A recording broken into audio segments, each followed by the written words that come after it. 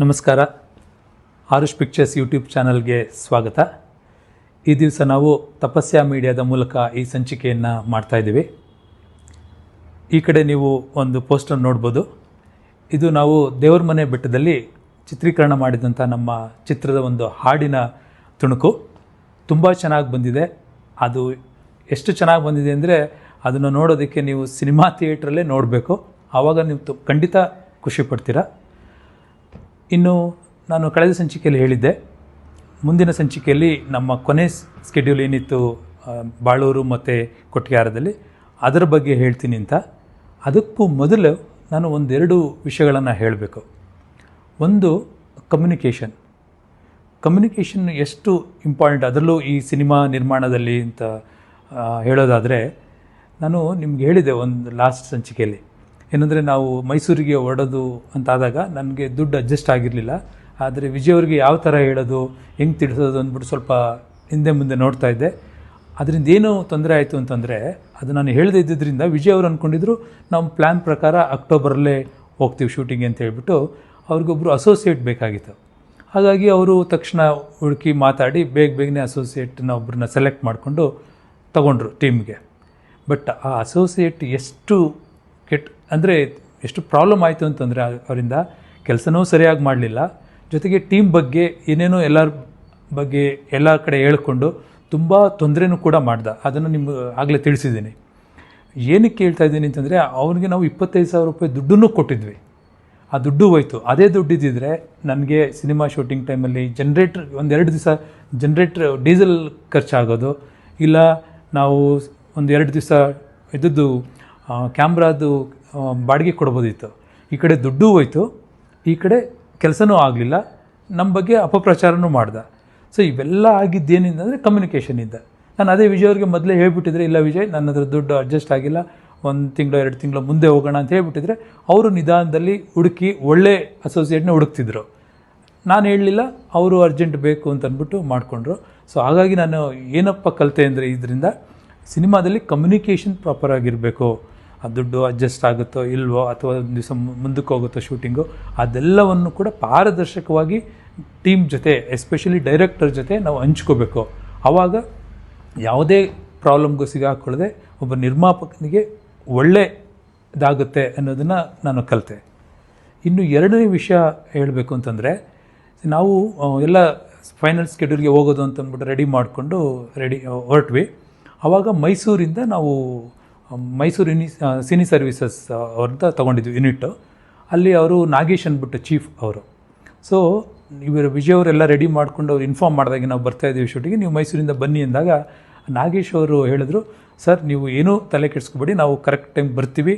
ಯಾಕೆಂದರೆ ನಾವು ನೋಡ್ತಾ ಇದ್ದೀವಿ ನೀವು ಯಾವ ಥರ ಸಿನಿಮಾ ಶೂಟ್ ಮಾಡ್ತಾಯಿದ್ದೀರಾ, ನಿಮ್ಮ ಪ್ರೊಡ್ಯೂಸರ್ ಯಾವ ಥರ ಸಪೋರ್ಟ್ ಮಾಡ್ತಾಯಿದ್ದಾರೆ. ಹೀಗಿರುವಾಗ ನಾವು ಎಲ್ಲ ರೀತಿ ಸಪೋರ್ಟ್ ಮಾಡ್ತೀವಿ, ನೀವೇನೂ ತಲೆ ಕೆಡಿಸ್ಕೊಬೇಡಿ ಅಂತ ಹೇಳಿದ್ರ ಜೊತೆಗೆ ಇನ್ನೊಂದು ಹೇಳಿದ್ರು, ಸರ್ ನಿಮ್ಮದು ಜಸ್ಟ್ ಲೈಟ್ ಬಾಯ್ಗಳಿಗೆ ಏನಿದೆ ಬಾಟ ಅದು ಕೊಟ್ಬಿಡಿ, ಆ ಸೆಟ್ ಕೆಲಸಗಳನ್ನ ಕೂಡ ನಾವೇ ಮಾಡಿಕೊಂಡು ನಿಮ್ಗೆ ಸಪೋರ್ಟ್ ಮಾಡ್ತೀವಿ ಅಂತ.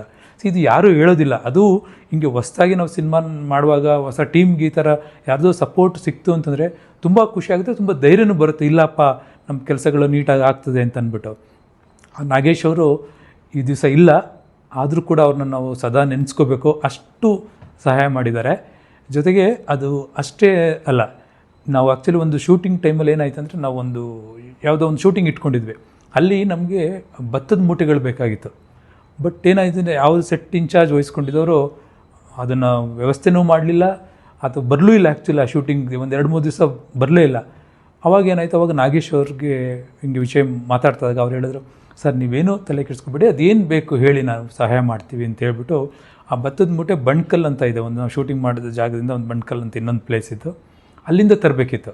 ಆಗ ಅವ್ರದ್ದೊಂದು ಟಾಟಾ ಏಸ್ ವೆಹಿಕಲ್ ಇತ್ತು, ಅದರಲ್ಲಿ ಬಂದು ಒಂದು 40-50 ಮೂಟೆಗಳನ್ನ ತಗೊಂಬಂದು ನಮಗೆ ತಂದು ಕೊಟ್ಟರು ನಮ್ಮ ಜಾಗಕ್ಕೆ. ಸೊ ಅವರೇ ಇನಿಷಿಯೇಟಿವ್ ತೊಗೊಂಡು ಸಹಾಯ ಮಾಡಿದ್ರು. ಇದು ಏನಕ್ಕೆ ಹೇಳ್ತಾ ಇದ್ದೀನಿ ಅಂತಂದರೆ, ಸಿನಿಮಾ ಅಂತ ಬಂದರೆ ಎಲ್ಲರೂ ಮೋಸ, ಅಲ್ಲೆಲ್ಲ ಕೆಟ್ಟವರೇ ಇರೋರು ಅಂತ ಎಲ್ಲರೂ ನಾವು ಕೇಳಿದ್ದೀವಿ. ಆದರೆ ನಾವು ಶ್ರದ್ಧೆ ಇಟ್ಟು ಒಳ್ಳೆ ಟೀಮನ್ನು ಇಟ್ಕೊಂಡು ಕೆಲಸ ಮಾಡಿತು ಅಂತಂದರೆ ಅದನ್ನು ಅಬ್ಸರ್ವ್ ಮಾಡೋರು ಇರ್ತಾರೆ, ನಾವು ಸಹಾಯ ಮಾಡಬೇಕು ಅಂತ ಮುಂದೆ ಬರ್ತಾರೆ ಅಂತ ಒಂದು ವಿಷಯ ನನಗೆ ಗೊತ್ತಾಯಿತು. ಯಾಕೆಂದರೆ ನಿಮಗೆ ಗೊತ್ತಿದೆ, ಸಿನಿಮಾ ಅಂದ ತಕ್ಷಣ ಇದು ಲಕ್ಷದಿಂದ ಕೋಟ್ಯಾಂತರ ರೂಪಾಯಿವರೆಗೂ ನಡೆಯುವಂಥ ವ್ಯವಹಾರ. ಹೀಗಿರುವಾಗ ಇಲ್ಲಿ ಲಾಭಿ ಇದ್ದೇ ಇರ್ತದೆ, ಕೆಟ್ಟವ್ರು ಇದ್ದೇ ಇರ್ತಾರೆ, ನಾವು ಯಾವ ಥರ ದುಡ್ಡು ಹೊಡೆಯೋದು, ಯಾರಿಗೆ ಮೋಸ ಮಾಡೋದು ಅನ್ನೋರು ಇದ್ದೇ ಇರ್ತಾರೆ. ಆದರೆ ಅದ್ರ ಜೊತೆಗೆ ಒಳ್ಳೆಯವರು ಇರ್ತಾರೆ. ನಾವು ಸರಿಯಾಗಿದ್ದು ನಾವು ಶ್ರದ್ಧೆಯಿಂದ ಮಾಡಿ ಜೊತೆಗೆ ವಿಷಯಗಳನ್ನ ತಿಳ್ಕೊಂಡು ನೀಟಾಗಿ ಮಾಡ್ಕೊಂಡು ಹೋದರೆ ಒಳ್ಳೆಯವರು ಇರ್ತಾರೆ ಅನ್ನೋದು ನನ್ನ ಅನುಭವಕ್ಕೆ ಬಂತು. ಜೊತೆಗೆ ಇನ್ನೊಂದೇನಪ್ಪ ಅಂದರೆ, ಸಿನಿಮಾ ಮಾಡಬೇಕು ಅಂತ ಬಂದಾಗ ಒಂದು ಅಭಿರುಚಿ ಇರಬೇಕು. ಅದ್ರ ಜೊತೆಗೆ ಜ್ಞಾನ ಎಷ್ಟಾಗುತ್ತಷ್ಟು ತಿಳ್ಕೊಬೇಕು. ಏನೂ ತಿಳ್ಕೊಳ್ದೆ ಯಾಕೆಂದರೆ ನೀವು ಕೇಳಿರ್ಬೋದು, ಭಗವದ್ಗೀತೆಯಲ್ಲಿ ಶ್ರೀಕೃಷ್ಣ ಹೇಳ್ತಾನೆ, right knowledge is the only way for success ಅಂತ ಅಂದ್ಬಿಟ್ಟು. ಸೊ ನಾವು ಜ್ಞಾನವನ್ನು ತಿಳ್ಕೊಂಡಾಗ ನಮಗೆ ನಾವು ಮೋಸ ಹೋಗೋದು ಕಡಿಮೆ ಆಗುತ್ತೆ. ಇಲ್ಲೂ ನಾನು ಅಷ್ಟೇ ಹೇಳಿ, ನಾನೇನು ಕಲ್ತ್ಕೊಂಡೆ ಅಂತಂದರೆ, ಈ ಒಂದು ಸಿನಿಮಾದಲ್ಲಿ ಯಾವುದೇ ವಿಷಯ ಬರಲಿ, ಏನೋ ಒಂದು ಕೆಲಸ ಆಗಬೇಕು, ಆ ಕೆಲಸದಲ್ಲಿ 3-4 ಕಡೆ ವಿಚಾರಿಸಿ ಅದು ಎಷ್ಟಾಗುತ್ತೆ, ಎಷ್ಟು ದಿವಸ ತಗೊಳುತ್ತೆ ಅಂತ. ಜೊತೆಗೆ ವಿಚಾರಿಸಿದ ಜೊತೆಗೆ ಒಂದು ವೇಳೆ ನೀವು ಡಿಸೈಡ್ ಮಾಡಿದ್ರೆ ಓಕೆ ಇಂಥವ್ರ ಕಡೆಯಿಂದ ಇಂಥ ಕೆಲಸ ಮಾಡಿಸೋದು ಅಂತ, ತಕ್ಷಣ ನಿರ್ಧಾರ ಮಾಡಬೇಡಿ. ಬೈ ಟೈಮ್, ಸಮಯ ತಗೊಳ್ಳಿ. ನಿರ್ಧಾರ ಮಾಡಿದರೂ ಕೂಡ ಅದನ್ನು ತಿಳಿಸೋದಕ್ಕೆ 1 ದಿವಸನ 1 ವಾರನ ತೊಗೊಂಡು ಡಿಸೈಡ್ ಮಾಡಿ ಆಮೇಲೆ ಅಡ್ವಾನ್ಸ್ ಕೊಡಿ. ಸೊ ಈ ರೀತಿ ಪ್ರತಿಯೊಂದನ್ನು ಕೂಡ ನಾನು ಈ ಸಿನಿಮಾದಲ್ಲಿ ಕಲಿತಾ ಬಂದೆ. ಸೊ ಇದನ್ನು ಏನಕ್ಕೆ ಹೇಳ್ತಾ ಇದ್ದೀನಿ ಅಂತಂದರೆ, ನನ್ನ ಥರ ಹೊಸ ನಿರ್ಮಾಪಕರು ಅಥವಾ ಈಗ ಆಲ್ರೆಡಿ ನಿರ್ಮಾಣ ಮಾಡ್ತಾ ಇರೋಂಥ ನಿರ್ಮಾಪಕರು ಯಾರೇ ಇದ್ದರೂ ಕೂಡ ಇದು ತುಂಬ ಹೆಲ್ಪ್ ಆಗುತ್ತೆ. ಇದು ಮುಖ್ಯ ಕೂಡ.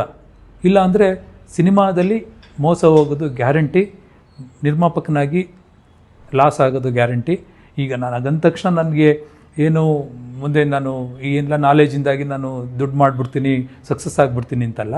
ಅದು ಆ ಸಕ್ಸಸ್ ಏನಿದ್ರೂ ಮುಂದೆ ನಮ್ಮ ಸಿನಿಮಾ ರಿಲೀಸ್ ಆದಾಗ ಪ್ರೇಕ್ಷಕರ ಮೇಲೆ ಡಿಪೆಂಡ್ ಆಗಿದೆ.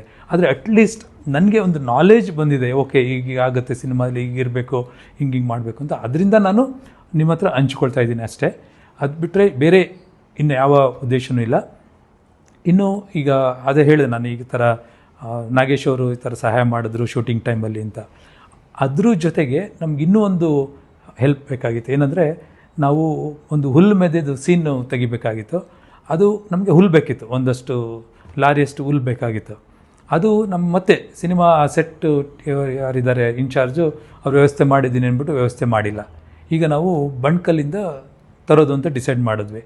ಅವರು ಆಯಿತು ಸರ್ ಕೊಡ್ತೀವಿ, ಅದಕ್ಕೊಂದು 10,000 ರೂಪಾಯಿ ಆಗುತ್ತೆ, ಆದರೆ ನೀವು ಮತ್ತೆ ವಾಪಸ್ ತರಬೇಡಿ, ನೀವೇ ಇಟ್ಕೋಬೇಕು, ನಮ್ಗೆ ಮತ್ತೆ ಕೊಡುವಾಗಿಲ್ಲ ಅಂತ ಹೇಳಿದ್ರು. ಸರಿ, ನಾವು ಅದನ್ನು ತೊಗೊಂಡೇನು ಮಾಡೋದು, ಈಗ ಹುಲ್ಲು ತರಬೇಕು. ಹುಲ್ಲು ತಂದು ನಾವು ಶೂಟಿಂಗ್ ಟೈಮಲ್ಲಿ ಶೂಟಿಂಗ್ ಮುಗಿಸಿ ಅಲ್ಲಿ ಬಿಡೋಕ್ಕೆ ಅಲ್ಲಾಗಲ್ಲ, ಯಾಕೆಂದರೆ ಆ ಲೊಕೇಶನ್ ಅಲ್ಲಿ ಬಿಡೋಕ್ಕಾಗಲ್ಲ, ನಾವು ವಾಪಸ್ ಮತ್ತೆ ಅದನ್ನು ಕ್ಲಿಯರ್ ಮಾಡಲೇಬೇಕು. ಈಗೇನು ಮಾಡೋದು ಅಂತ ಹೇಳಿದಾಗ, ಸರಿ ವಿಜಯ್ ಅವ್ರ ಹೇಳಿದೆ, ವಿಜಯ್ ಈ ಥರ ಏನು ಮಾಡ್ತೀರಿ ಈಗ, ಅವರೇ ಎಲ್ಲ ನೋಡ್ಕೊಳ್ತಾ ಇದ್ರು, ಬಟ್ ಈಗ ಏನು ಮಾಡೋದು ವಿಜಯ್ ಅಂತ ಹೇಳಿದಾಗ, ಸರಿ ಸರ್ ಒಂದು 5 ನಿಮಿಷ ಟೈಮ್ ಕೊಡಿ, ನಿಮ್ಗೆ ಯಾಕೆ ನಾನೇನೋ ವ್ಯವಸ್ಥೆ ಮಾಡ್ತೀನಿ ಅಂತ ಅಂದ್ಬಿಟ್ಟು ತಕ್ಷಣ ಅವರ ಹರ್ಷ ಅಂತ ಅವ್ರ ಫ್ರೆಂಡು. ಆ್ಯಕ್ಚುಲಿ ಹರ್ಷ ಯಾರು ಅಂತಂದರೆ, ನಮ್ಮ ಇಡೀ ಶೂಟಿಂಗ್ ಟೈಮಲ್ಲಿ ನಮ್ಮದೆಲ್ಲ ಈ ಪ್ರೊಡಕ್ಷನ್ ಪಾತ್ರೆಗಳಿರ್ಬೋದು, ದಿನಸಿ ಇರ್ಬೋದು, ಥಿಂಗ್ಸ್ಗಳಿದೆ ಎಲ್ಲದೂ ಕೂಡ ಮೈಸೂರಿಂದ ನಮ್ಮ ಶೂಟಿಂಗ್ ಪ್ಲೇಸ್ಗೆ ಅಥವಾ ಬೆಂಗಳೂರಿಂದ ಶೂಟಿಂಗ್ ಪ್ಲೇಸ್ಗೆ ಮತ್ತೆ ವಾಪಸ್ಸು ಬೆಂಗಳೂರಿಗೆ, ಮೈಸೂರಿಗೆ ಈ ಥರ ಸಾಗಿಸೋದಕ್ಕೆ ಅವನು ಎಲ್ಲ ಹೆಲ್ಪ್ ಮಾಡಿದ್ದು. ಅವನಿಗೆ ಮಾತಾಡ್ತೀನಿ ಅಂತ ಹೇಳ್ಬಿಟ್ಟು ಹೇಳಿದ್ರು. ಸರ್ ನಾನು ಮಾತಾಡ್ತೀನಿ ಅಂತ ಹೇಳಿ ಕೊನೆಗೊಂದು ವ್ಯವಸ್ಥೆ ಮಾಡಿದ್ರು. ಆ ವ್ಯವಸ್ಥೆ ಏನಪ್ಪ ಅಂತಂದರೆ, ಅದು ಅಲ್ಲಿ ಮೈಸೂರಲ್ಲಿ ಒಂದು ಗೋಪಾಲ್ಪುರದಲ್ಲಿ ತಿರುಚಿಟ್ರಂಬಲಂ ಅನ್ನೋ ಒಂದು ಆಶ್ರಮ ಇದೆ, ಅಲ್ಲಿ ಗೋಶಾಲೆ ಇದೆ. ಸೊ ಅಲ್ಲಿಗೆ ಅವರು ಅಲ್ಲಿ ಮಾತಾಡಿ ಅಲ್ಲಿಂದ ಹುಲ್ಲನ್ನು ತರಿಸಿ ಪುನಃ ಮತ್ತೆ ಇದು ಮುಗಿದ ಮೇಲೆ, ಇಲ್ಲಿಗೆ ಶೂಟಿಂಗ್ ಮುಗಿದ ಮೇಲೆ ಮತ್ತೆ ವಾಪಸ್ಸು ಹುಲ್ಲನ್ನು ಅಲ್ಲಿಗೆ ಸಾಗಿಸೋದು ಅಂತಾಯಿತು. ಬಟ್ ಅದಕ್ಕೆ ಎಕ್ಸ್ಟ್ರಾ ಖರ್ಚಾಗಿಲ್ಲ. ಏನಂದರೆ, ಈಗ ಆಲ್ರೆಡಿ ನಾವು ವರ್ಷ ಹತ್ರ ಮಾತಾಡಿದ್ವಿ, ಅವ್ರ ಹತ್ರ ಅಶೋಕ್ ಲೈಲ್ಯಾಂಡ್ದು ಒಂದು 3 ಟನ್ನರ್ ಗೂಡ್ಸ್ ಗಾಡಿ ಇತ್ತು. ಅದರಲ್ಲಿ ಆಗಲೇ ವ್ಯವಸ್ಥೆ ಮಾಡೋದ್ರಿಂದ ಅವರು ಏನು ಮೊದಲೇ ಬರ್ತಾಯಿದ್ರು ಅದೇ ಥರ ಬಂದು ಇಲ್ಲಿ ಹುಲ್ಲನ್ನ ಹಾಕ್ಬಿಟ್ಟು ಮತ್ತು ನೆಕ್ಸ್ಟ್ ಡೇ ಶೂಟಿಂಗ್ ಮುಗಿದ್ಮೇಲೆ ವಾಪಸ್ ಎಲ್ಲ ಶೂಟಿಂಗ್ ಪ್ರೊಡಕ್ಷನ್ ಕೆಲಸಗಳನ್ನ, ಅದು ಪ್ರೊಡಕ್ಷನ್ನವ್ರನ್ನ ಬೆಂಗಳೂರಿಗೆ ಬಿಟ್ಟು ಮತ್ತೆ ವಾಪಸ್ಸು ಬರಬೇಕಾದ್ರೆ ಮತ್ತೆ ಕೊಟ್ಟಿಗೆ ಬಾಳೂರಿಗೆ ಬಂದು ಹುಲ್ಲನ್ನು ತೊಗೊಂಡೋಗಿ ವಾಪಸ್ ಇದಕ್ಕೆ ಆಶ್ರಮಕ್ಕೆ ತಲುಪಿಸೋದು ಅಂತ ಅಂದ್ಬಿಟ್ಟು. ಇದೇನಂದ್ರೆ ನನಗೆ ಅಲ್ಲೇನು 10,000 ಕೊಡಬೇಕಾಗಿತ್ತು ಬಣ್ಕಲ್ಲಿ ತೊಗೊಂಡಿದ್ರೆ ಅದು ಉಳೀತು. ಜೊತೆಗೆ ಜಸ್ಟ್ ನಾವೇನು ಮಾತಾಡಿದ್ವಿ ವರ್ಷಿಗೆ ಅದಕ್ಕೆ ಮೇಲೆ ಒಂದೂವರೆ ಸಾವಿರ ಎಕ್ಸ್ಟ್ರಾ ಆಯಿತು. ಅಷ್ಟಕ್ಕೆ ಈ ಎಲ್ಲ ಕೆಲಸಗಳಾಯಿತು. ಇದು ವಿಜಯ್ ಅವರು ತಕ್ಷಣ ಯೋಚನೆ ಮಾಡಿ ಪ್ಲ್ಯಾನ್ ಮಾಡಿ ಮಾಡಿದ್ರು. ಇದೇನಕ್ಕೆ ಹೇಳ್ತಾ ಇದ್ದೀನಿ ಅಂದರೆ, ಈ ಶೂಟಿಂಗ್ ಟೈಮ್ನಲ್ಲಿ ಎಷ್ಟು ನಮಗೆ ಜ್ಞಾನ ಜೊತೆಗೆ ಪ್ಲ್ಯಾನಿಂಗು ಕೂಡ ಇರಬೇಕು. ಇಲ್ಲ ಅಂತಂದರೆ ಈ ಥರ ಸಡನ್ನಾಗಿ ಚಾಲೆಂಜಸ್ಗಳು ಬರ್ತಾ ಇರ್ತವೆ. ಮತ್ತು ಏನೇನೋ ಆಗ್ತಾಯಿದೆ. ಯಾಕೆಂದರೆ ಈ ನಾನು ಆಗಲೇ ಹೇಳಿದ್ನಲ್ಲ, ಈ ಸೆಟ್ ಇನ್ಚಾರ್ಜ್ ಮಾಡಿದ ಡಿಲೇಯಿಂದಾಗಿ ನಮಗೆ ಆ ದಿವಸ ಮಾಡಬೇಕಾದ ಶೂಟಿಂಗ್ ನೆಕ್ಸ್ಟ್ ಡೇ ಹೋಯಿತು. ಈ ಥರ ಚಾಲೆಂಜ್ಗಳು ಬರ್ತಾಯಿತ್ತು. ಯಾಕೆಂದರೆ ವಿಜಯ್ ಅವರು ಒಂದು 7ರಿಂದ 8 ಸೀನ್ ಹಾಕ್ಕೊಳ್ತಿದ್ರು ಪ್ರತಿ ದಿವಸ. ಬಟ್ ಏನಾಗ್ತಿತ್ತು ಅಂದರೆ ಈ ಚಾಲೆಂಜಿಂದಾಗಿ ಪ್ರತಿ ದಿವಸ ನಮಗೆ 1 ಅಥವಾ 2 ಸೀನ್ ಬ್ಯಾಕ್ಲಾಗ್ ಉಳ್ಕೊತಾನೆ ಇತ್ತು ಕೊನೆಯ ದಿವಸದವರೆಗೂ. ಬಟ್ ಕೊನೆಗೆ ಅದನ್ನೆಲ್ಲ ಮುಗಿಸಿ ನಾವು ಕೊನೆಯ ದಿವಸ ಏನು ಅಂದ್ಕೊಂಡಿದ್ವಿ ಅವತ್ತಿನ ದಿವಸನೇ ಅದೇ ಪ್ರಕಾರ ಶೂಟಿಂಗನ್ನು ಮುಗಿಸಿದ್ವಿ. ಆ ಶೂಟಿಂಗಲ್ಲಿ, ಆ ಕೊನೆ ಹಂತದ ಶೂಟಿಂಗ್ಗಳಲ್ಲಿ ತುಂಬ ಕೆಲವು ಚಾಲೆಂಜಸ್ ಬಂತು, ಕೆಲವು ಒಳ್ಳೊಳ್ಳೆ ಖುಷಿಯ ವಿಷಯಗಳಿತ್ತು. ಅದೆಲ್ಲ ಏನು ಹೇಗೆ ಮಾಡಿದ್ವಿ ಅಂತಂದ್ಬಿಟ್ಟು ನಾನು ಮುಂದಿನ ಸಂಚಿಕೆಯಲ್ಲಿ ನಿಮ್ಮ ಹತ್ರ ಹಂಚ್ಕೊಳ್ತೀನಿ. ನಮಸ್ಕಾರ.